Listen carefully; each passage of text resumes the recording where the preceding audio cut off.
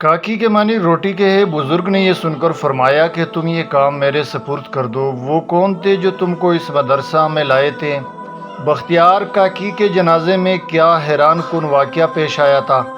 बख्तियार काकी ने क्या वसीयत की थी? बख्तियार काकी के शर्त को किसने पूरा कर पाया था?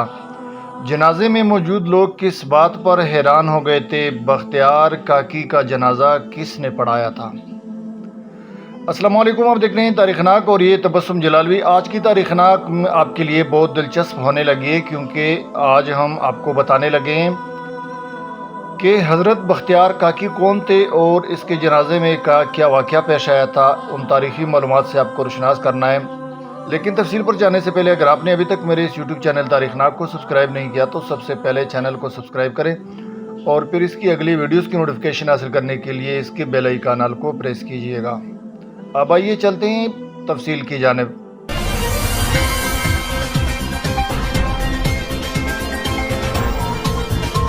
कुतुबुद्दीन बख्तियार काकी की पैदाइश 1187 मुवाफिक 582 हिजरी कस्बा ओश किर्गिस्तान में हुई। आपका लक़ब कुतुबुद्दीन कुतुबुल अक़ताब और काकी उर्फियत है। काकी के मानी रोटी के आते हैं। आपका नसब पिदरी हज़रत इमाम हुसैन इब्न अली मुर्तज़ा से मिलता है। जब आपकी उम्र 5 बरस की हुई तो आपकी वालदा माजिदा ने अपने पड़ोसी बुज़ुर्ग से कहा कि मेरे बच्चे को किसी अच्छे मुअल्लिम के सपुर्द कर दें ताकि ये कुछ इल्म दीन हासिल करें। वो बुज़ुर्ग इस बच्चे को लेकर चले ही थे कि रास्ते में एक सूफ़ी से मुलाकात हुई। बुज़ुर्ग ने इनसे बच्चे के मुतालिक दरियाफ़्त किया तो उन्होंने बताया कि ये एक अच्छे ख़ानदान का बच्चा है, मगर इसके वालिद सैयद कमालुद्दीन का इंतकाल हो गया है। बेवा माँ ने मुझे बुलाकर कहा कि इसको किसी अच्छे मकतब में दाखिल कर दो। बुज़ुर्ग ने यह सुनकर फरमाया कि तुम ये काम मेरे सपुर्द कर दो। मैं इसको एक ऐसे मुअल्लिम के हवाले करूँगा जिसके इल्म के फैज़ और बरकत से ये बड़ा साहिब कमाल बन जाएगा। पड़ोसी इस बात को सुनकर बहुत ही खुश हुआ और बच्चे को लेकर इस बुज़ुर्ग के साथ मुअल्लिम के घर जाने पर राज़ी हो गया। ये दोनों कस्बा ओश के एक मुअल्लिम अबू हिफ्स के पास गए और ख्वाजा कुतुब को इनके सुपुर्द कर दिया।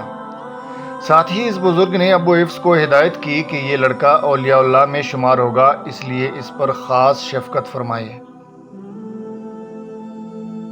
जब ये दोनों हज़रात छोड़कर चले गए थे तो मुअल्लिम अबू हिफ्स ने इससे दरियाफ़्त किया कि वो कौन थे जो तुमको इस मदरसा में लाए थे? ख्वाजा ने कहा कि मैं इनको बिल्कुल नहीं जानता।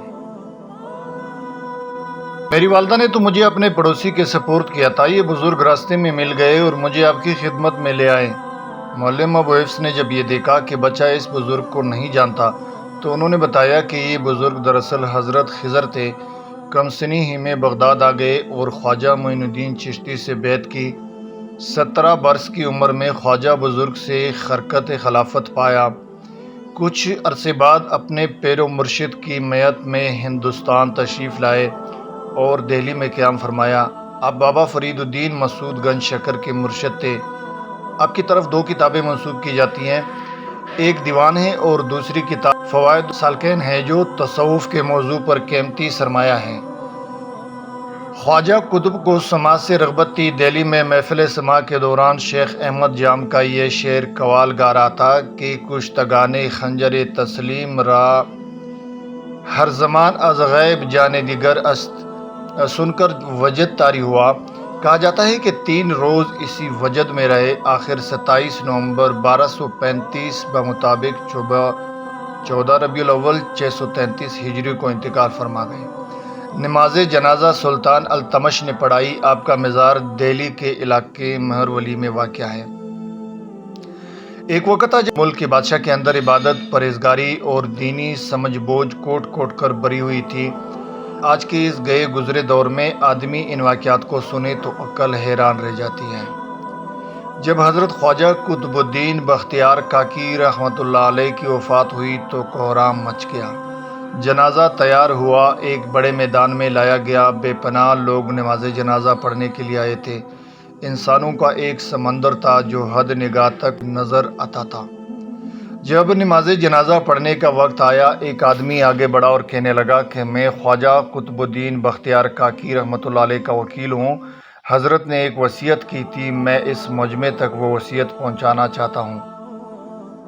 مجمع پر سناٹا چھا گیا۔ وکیل نے پکار کر کہا، خواجہ قطب الدین بختیار کاکی رحمۃ اللہ علیہ نے یہ وصیت کی تھی کہ میرا جنازہ وہ شخص پڑھائے جس کے اندر 4 خوبیاں ہوں۔ زندگی میں اس کی تکبیر اولیٰ کبھی قضا نہ ہوئی ہو، اس کی تہجد کی نماز کبھی قضا نہ ہوئی ہو، اس نے غیر محرم پر کبھی بھی بری نظر نہ ڈالی ہو، اتنا عبادت گزار ہو کہ اس نے عصر کی سنتیں تک بھی نہ چھوڑی ہو۔ جس شخص میں یہ 4 خوبیاں ہوں وہ میرا جنازہ پڑھائے۔ جب یہ بات سنائی گئی تو مجمع پر ایک ایسا سناٹا چھایا کہ جیسے مجمع کو سانپ سونگھ گیا ہو۔ کافی دیر گزر گئی، کوئی نہ آگے بڑھا۔ آخرکار ایک شخص روتے ہوئے حضرت خواجہ قطب الدین بختیار کاکی رحمۃ اللہ علیہ کے جنازے کے قریب آئے، جنازے سے چادر اٹھائی اور کہا، حضرت آپ خود تو فوت ہو گئے مگر میرا راز فاش کر دیا۔ اس کے بعد بڑے مجمع کے سامنے قسم اٹھائی کہ میرے اندر یہ 4 خوبیاں موجود ہے۔ جانیے یہ شخص کون تھا؟ یہ شخصیت وقت کا بادشاہ شمس الدین التمش تھے، جن کے اندر ملک کے بادشاہ ہوتے ہوئے بھی اتنی پرہیزگاری تھی۔ اگر آج ہم اپنے بادشاہوں اور وزرائے اعظموں پر نظر دوڑائیں تو دونوں ہاتھ توبہ کی خاطر کانوں کو دوڑے۔ پرہیزگاری تو دور کی بات، نماز بھی کیمرے کے سامنے پڑھتے ہیں، وہ بھی کسی کی نقل اتار کر۔ یہ تھی حضرت خواجہ بختیار کاکی کے جنازے کی تاریخی احوال جو کہ آپ کے گوش گزار کی گئی۔ آج کے لیے اتنا ہی۔ زندگی رہی تو ایک اور تاریخی ولاگ کے ساتھ دوبارہ بہت جلد حاضر ہوں گے۔ اگلی ولاگ تک مجھے دیجیے گا اجازت، مگر تب تک اپنا ڈھیر سارا خیال رکھنا، مگر جاتے جاتے چینل کو ضرور سبسکرائب کرنا۔ انشاءاللہ پھر ملیں گے ایک اچھی تاریخی ولاگ کے ساتھ۔ اللہ حافظ، فی امان اللہ۔ نے تو بہت سارے لوگوں کو کھا لیا ہے، اب میں کیا کروں؟ بتلو اگر یہ لوگ چینل کو سبسکرائب کریں گے تو میں تمہیں ایک آئیڈیا دوں گا۔ ارے دوستو سبسکرائب کر دو۔